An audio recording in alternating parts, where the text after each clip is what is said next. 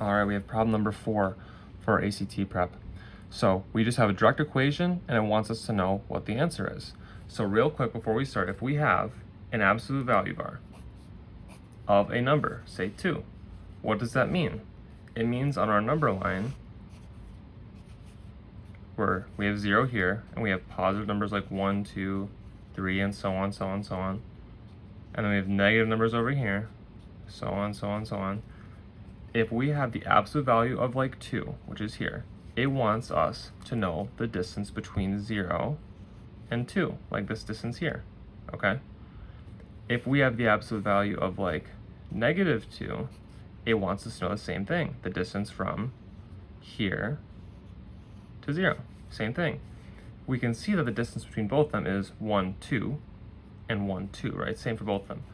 So the absolute value of 2 is 2, and the absolute value of -2 is also 2, okay? So essentially what you're doing is just dropping, if you want to think of it this way, you can. If you have a positive value, you just drop the absolute value bars. If you have a negative value, you turn it to a positive number. That's kind of like a shortcut that I like to think of, but really remember it is the distance between whatever that number is and 0, okay? The absolute value. Okay, so we have an expression. We have 6 minus 4, and it wants us to simplify, right? Because it says equals question mark. Anytime we have an equals question mark, we want to simplify the expression. 6 minus 4 in our absolute value bars, not parentheses, absolute value bars, minus 3 minus 8, and that's in our absolute value bars. All right, remember we have PEMDAS. Now, the absolute value bars aren't here, right? But they operate like parentheses. So let's make sure that we add them, or we factor them to our PEMDAS equation, which is just like doing things in order, right?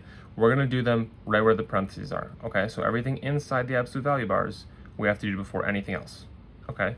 So first, 6 minus 4, that's 2, with our absolute value bars, minus, gets carried down, 3 minus 8 also gets done, because that's inside absolute value bars.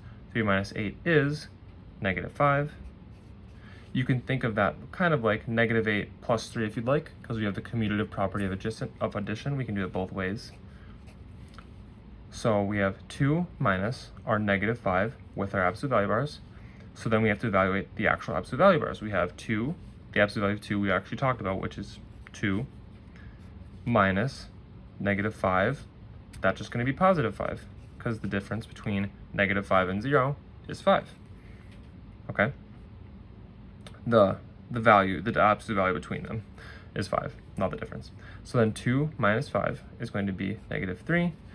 And if you like to think of it the other way, we have -5 plus 2, again, because we can swap them around. So like -5 plus 2 equals -3. Same thing, we have the commutative property of addition. If you haven't seen that before, that's commutative. That means we can swap things around. Like 2 plus 3 is the same thing as 3 plus 2, for example, right? Commutative property. All right, so we have -3 as our answer. We see that is G, so our answer is G.